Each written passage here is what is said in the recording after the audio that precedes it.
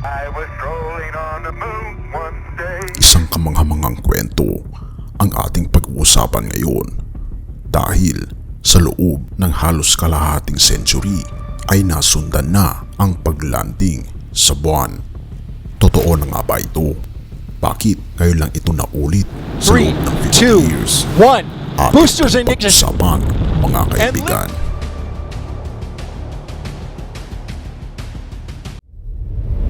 Would you believe they put a man Ipinahayag on the moon? ng Mythbusters. Oh.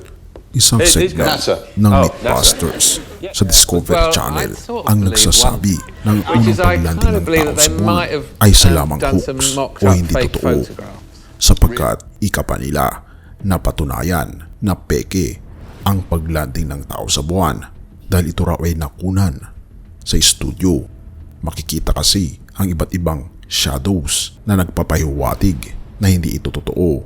Gayon din ang hangin sa buwan na nagbibigay lalo ng kuryosidad sa mga tao kung ito ba ay talagang totoo.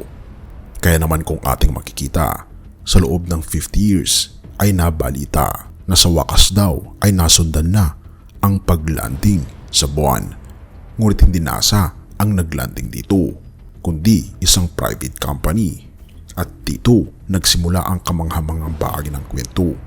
Sa loob ng spacecraft ay mayroong payload para sa NASA na idinisenyo upang subukan ang isang bagong paraan ng pagmimerienda ng distansya patungo sa buwan. Kaya nang malaman ng mga inhinyero na hindi gumagana ang kanilang pangunahing sistema, nagawa nilang i-connect ang sistema ng NASA at umasa dito para maipasa ang telemetry habang mas lumalapit ito sa lunar surface. Ito ay nagdulot ng pag-aantala sa oras ng paglanding na umabot ng 1 oras o ganoon para maayos ang sistema. Marami ang hindi makapaniwala kung gaano kabilis nila itong ginawa. Pagkatapos may backup system sila para masukat ang distansya patungo sa buwan at pumunta sila sa kanilang paglanding ng maayos. Nakatanggap tayo ng regular na komunikasyon at nakita natin silang lumalapit sa ibabaw ng buwan. Pagkatapos ito, nakalapag ito sa buwan at wala tayong narinig na kahit ano. Naghintay tayo ng ilang mga minuto habang sinisubukan ang iba't ibang antena sa Earth na magkakaroon ng koneksyon para kumpirmahin kung buhay pa ang lander. At sa wakas, pagkatapos ng napakahabang panahon, mga 5 minuto o ganoon, nakakuha tayo ng kumpirmasyon mula sa pangunahing antena sa spacecraft na buhay ito. Subalit hindi pa natin alam ang eksaktong nangyari at naghihintay pa rin tayo ng mga detalye. May mga bagay na dapat sana nangyari na malalaman natin sa madaling panahon. Isa na dito ay ang pag-deploy ng isang hiwalay na kamera bago itong mag-land sa buwan. Paanong nauna ang kamera doon habang kinukunan ang lander na pababa sa buwan? Isa pa rin itong kaisipan kung ito ba ay totoo o sinot lamang sa isang studio. At talaga namang ito'y dinadahilan para makunan ang video ng spacecraft habang naglaland ito sa buwan, parang pag-deploy ng sarili nitong selfie stick. Mayroon itong 6 na instrumento mula sa NASA at 6 na commercial na payloads.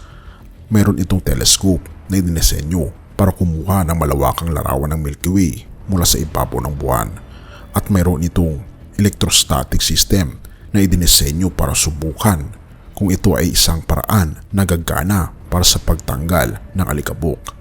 Kaya't naghihintay pa rin tayo ng balita kung ligtas ang lander, kung maayos ang kanyang mga instrumento at kung nakakuha tayo ng larawan ng selfie na iyon. Kaya't manatili at antabayanan natin kung ano ang susunod na mangyayari sa lander sa buwan. Marami naganap ng pagtatangka sa paglanding sa mga nagdaang taon at nasa 50-50 tayo pagdating sa tagumpay nito. Nakakita tayo ng tagumpay mula sa Israel Space L at Japanese I-Space Team at ang Russia Space Agency. Ngunit nakakita rin tayo ng mga pagkabigo mula sa India, Japan at mga Chinese lander na nagpadala ng sample pabalik sa Earth. Kahit ang paglanding sa buwan ay lubos na mahirap at ito'y hindi basta-basta. Kaya congratulations sa Intuitive Machines kasama ng NASA na nagtrabaho sa misyong ito upang subukan at mapadpad ito sa ibabaw ng buwan. Ngunit atin itong iimbestigahan sa mga susunod na mga contents patungkol sa detalye nito kung ito ba ay may katotohanan. Mateo 24 verse 30 to 31. At kung magkagayoy, lilitaw ang tanda ng anak ng tao sa langit.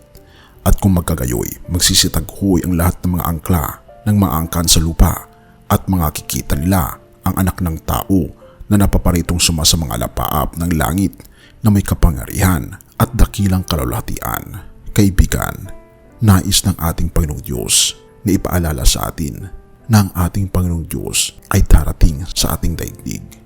Ngunit hindi na siya maglalanding.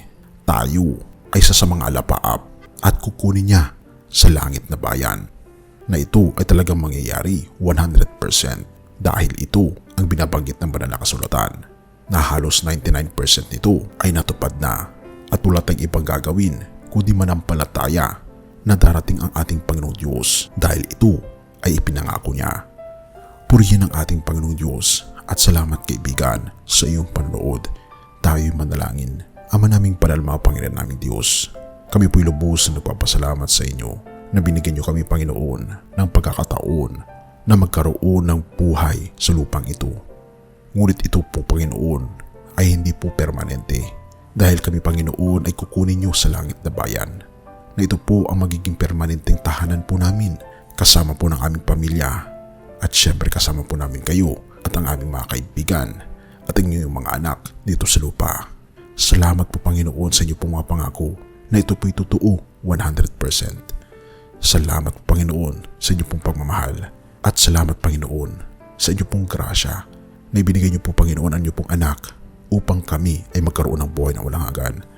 Purihin ka, O aming Panginoong Diyos, at patawarin po kami sa lahat ng aming pagkukulang at pagkakasala sapagkat ito ay aming samot hiling sa matamis na pangalan ng aming Panginoon Jesus.